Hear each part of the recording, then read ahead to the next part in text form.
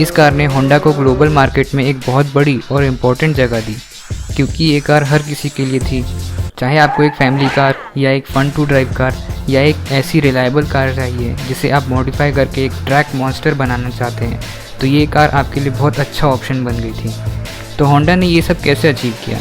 कैसे Honda civic एक fuel efficient economy car से एक दुनिया की सबसे फेमस हॉट हैच बनी?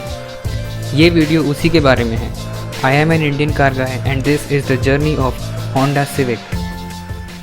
CVCC is the undisputed mileage champion. 185 horsepower from only 1.6 litre naturally aspirated engine. It's incredible, really. 跳ねるか。コーナリングの姿勢は吸い付く感じ。This car hauls ass. Honda civic दुनिया के कुछ सबसे पुराने ब्रांड्स में से एक है। ये लगभग 45 साल से ज़्यादा पुरानी है। सिविक से पहले होंडा के पास ग्लोबल मार्केट के लिए दो कार्स थी, N600 और Z600, बट ये दोनों कभी फेमस नहीं हो पाए क्योंकि ये दोनों कार्स का इंजन बहुत अंडर पावर्ड था।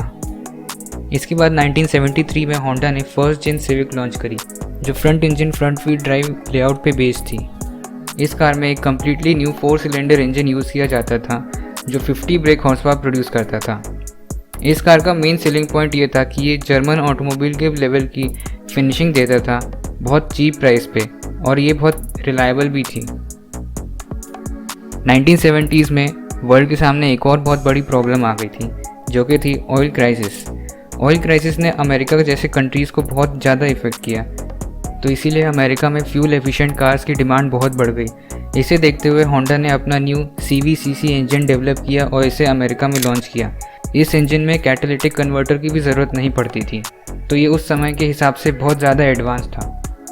फर्स्ट जेन सिविक के सभी व्हील्स में इंडिपेंडेंट सस्पेंशन सेटअप भी दिया गया था, जिसके कारण इसकी हैंडलिंग और क्वालिटी बहुत बढ़ गई थी। कुछ सालों बाद होंडा ने सिविक का न्यू जनरेशन लॉन्च किया। इस न्यू जनरेशन की सभी कार्स में CVCC इंजन अवेलेबल था। CVCC मतलब कंपाउंड वोट, इसका फुल फॉर्म क्या है?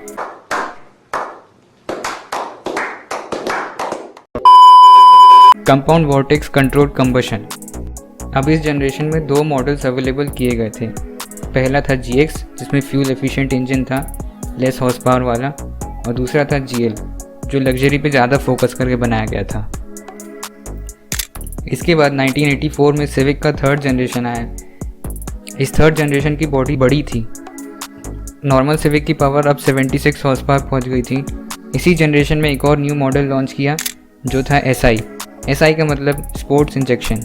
जो पुरानी सिविक्स थी उसमें कार्बोरेटर लगा था, बट दिस टाइम इसमें फ्यूल इंजेक्टेड इंजन लगा था, डुअल ओवरहेड कैम वाला। तो ये new engine 118 horse power produce करता था, बट ये सिर्फ जापान में अवेलेबल था। इसी जनरेशन में होंडा ने एक और न्यू मॉडल लॉन्च किया, जो था CRX। ये मॉडल कई सारी दूसरी कंट्रीज़ में लॉन्च हुआ। इसमें 2 सीट्स कॉन्फ़िगरेशन अवेलेबल था, और इसमें कुछ ही समय बाद SI बैच वाला मॉडल भी आने लगा। इसमें थोड़े कम हॉर्स पावर थे ओरिजिनल SI से, बट फिर भी अच्छी थी ये। कुछ साल ऐसे ही बीत गए और 1988 में 4th जनरेशन आया। इस 4th जनरेशन की सभी कार्स में फ्यूल इंजेक्शन था। इस न्यू सिविक ने हैंडलिंग के मामले में एक बहुत बड़ा स्टेप लिया। दिस टाइम इसमें डबल विशबोन सस्पेंशन यूज़ किया गया था, जो F1 से इंस्पायर्ड था। यस, मैं फार्मूला 1 की बात कर रहा हूँ।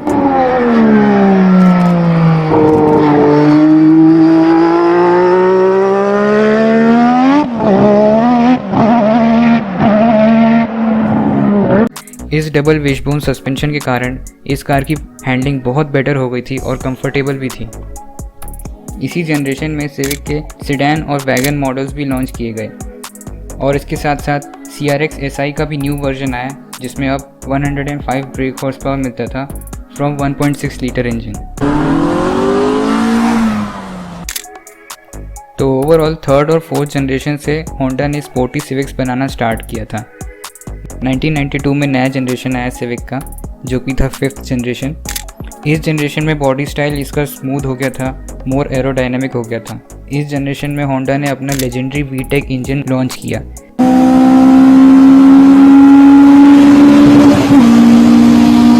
ये इंजन सिर्फ सिविक के SI मॉडल्स में यूज़ किया गया था, जो 125 हॉर्स पावर प्रोड्यूस करता था। और एज़ यूजुअल ये इंजन सिर्फ जापान में अवेलेबल था। 1990s में माज़दा मियाटा भी बहुत फेमस हो रही थी, तो उससे कम्पीट करने के लिए होंडा ने एक और न्यू मॉडल लॉन्च किया जो था डेल सोल। ये डेल सोल एक डिफरेंट कार थी, बट ये इंटरनली सिविक ही थी। ये फ्रंट व्हील ड्राइव थी, इसमें फ्रंट इंजन लेआउट था और इसके इंजन ऑप्शंस भी सिविक के जैसे ही थे। डिफरेंस ये था कि ये सिर्फ 2 सीटर थी और टारगा टाइप रूफटॉप थी, बट इंजन वही B16A VTEC था। अगले ही साल डेल सोल में न्यू इंजन प्रोवाइड किया गया जो B16A3 था, जो अब 160 हॉर्स पावर प्रोड्यूस करता था, बट ये 1997 में डिसकंटिन्यू हो गई थी। नेक्स्ट जेन सिविक अब और बड़ी हो गई थी और इसका डिज़ाइन स्लीक हो गया था। डेल सोल के 160 हॉर्स पावर इंजन को सिविक में यूज़ किया गया क्योंकि इसकी डिमांड बढ़ती जा रही थी। अब हम आ चुके हैं 1997 में। इस ईयर में होंडा ने एक न्यू सिविक लॉन्च करी और ये स्पोर्टिएस्ट सिविक थी अभी तक की। इस सिविक का नाम था Honda Civic type R, also known as EK9। ये एक्चुअली पहली टाइप आर नहीं है, इसके पहले होंडा ने टाइप आर NSX भी दी थी, टाइप आर इंटेग्रा भी दी थी। तो टाइप आर का मेन मोटिव ये था कि इसका वेट जितना लाइट हो सके, जितना कम हो सके उतना रिड्यूस किया जाए, तो इसमें सभी अननेसेसरी चीज़ें हटा दी गई थी।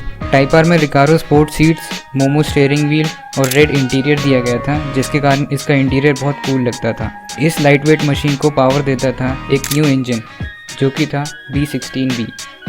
ये इंजन 182 हॉर्स पावर प्रोड्यूस करता था, 8000 RPM तक रेव करता था, पर हमेशा की तरह ये सिर्फ जापान में अवेलेबल थी। 2001 में 2 चीज़ें हुई। पहली introduction of 7th gen civic और दूसरी चीज़ थी फास्ट एंड फ्यूरियस।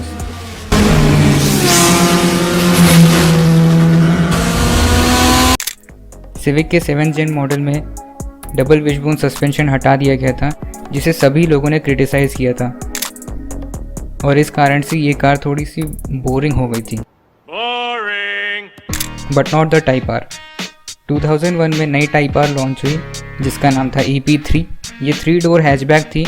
इसमें 2 लीटर IVTEC इंजन था विथ 212 हॉर्स पावर और इसका इंटीरियर EK9 की तरह ही सिमिलर था, रेड।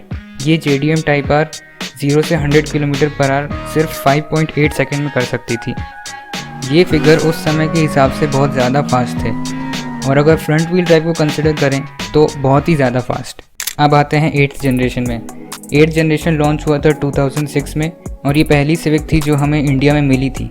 भले इंडिया का foreign exchange market early 1990s में खुल गया था, बट स्टिल हमें नहीं मिली, हमें 2006 में मिली। इस 8th जनरेशन के भी अलग अलग मॉडल्स थे अलग अलग कंट्रीज़ के लिए। तो इंडिया और जापान में FD सीरीज सिविक लॉन्च हुई थी जो 4 डोर सेडान थी, बट अदर यूरोपियन कंट्रीज़ में डिफरेंट बॉडी स्टाइल वाली सिविक्स लॉन्च हुई थी। इंडिया में हमें 2 इंजन ऑप्शंस मिले थे। पहला 1.8 लीटर 4 सिलेंडर IVTEC इंजन जो 130 हॉर्स पावर प्रोड्यूस करता था। ये इंजन ऑप्शन बेस्ट था। और सेकंड ऑप्शन था एक हाइब्रिड सिस्टम। उस समय हाइब्रिड सिस्टम इतना फेमस नहीं था, लोग उसको इतना रिलायबल नहीं समझते थे, तो वो एकदम फ्लॉप निकला। बट जो चीज़ लोगों को इसके बारे में अच्छी लगी वो थे इसके स्पेसशिप टाइप्स लुक और वेरी फ्यूचरिस्टिक इंटीरियर। इसकी राइड हाइट भी लो थी जिससे ऐसा फील होता था कि एक बहुत लग्जरी स्पोर्ट्स कार है। ये ट्यूनिंग सीन में भी बहुत फेमस हुई क्योंकि इसका इंजन बहुत केपेबल था। लोग इसमें हाईटेक टर्बोस लगाने लगे, वाइड बॉडीज़ और इसकी हाइट भी और कम करने लगे। बट अनफॉर्चुनेटली 2013 के आसपास इसे डिसकंटिन्यू कर दिया गया इंडिया में। 8th जनरेशन पे बेस्ड एक और टाइप आर लॉन्च हुई थी 2001 में जो कि सिर्फ जापान में अवेलेबल थी। वैसे तो यूरोपियन कंट्रीज में भी अवेलेबल थी, पर FD2 सीरीज़ की सिर्फ जापान में थी। इस जापान की टाइप आर में K20 इंजन था जो 222 हॉर्स पावर प्रोड्यूस करता था और दूसरी यूरोपियन कंट्रीज़ में FN2 नाम की टाइप आर थी जिसमें सेम इंजन था बट थोड़ा डिफरेंट था, K20Z नाम से, और ये इंजन 200 हॉर्स पावर प्रोड्यूस करता था। 9th जेन आई 2012 में। 2008 में जो फाइनेंशियल क्राइसिस हुए थे उसके कारण लोगों की डिमांड फिर से चीप कार्स की होने लगी, तो इसलिए होंडा ने अपनी परफॉर्मेंस में एक स्टेप बैक लिया और चीप कार्स बनाना स्टार्ट किया। बट फिर से टाइप आर को ऐसा कुछ चीप नहीं बना गया। टाइप आर 2015 में अगेन लॉन्च हुई थी।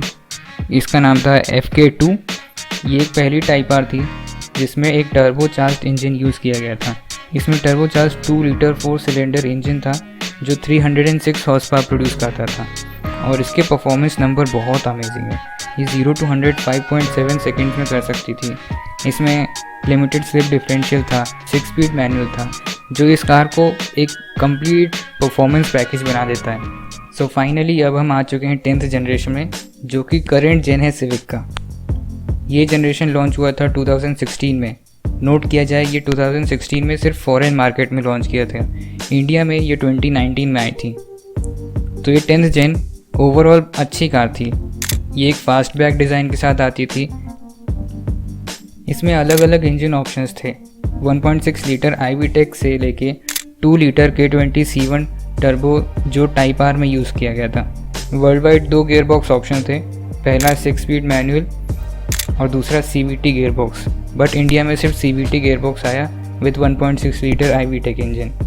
इंडिया में ये जल्दी डिसकंटिन्यू हो गया, कुछ ही महीने पहले 2021 में डिसकंटिन्यू हुआ, may be because of covid reasons, और इसकी सेल्स भी ज़्यादा नहीं थी क्योंकि सिटी इससे अच्छा परफॉर्म कर रही थी और सिटी से ऊपर इसमें कुछ ज़्यादा बेनिफिट्स नहीं थे।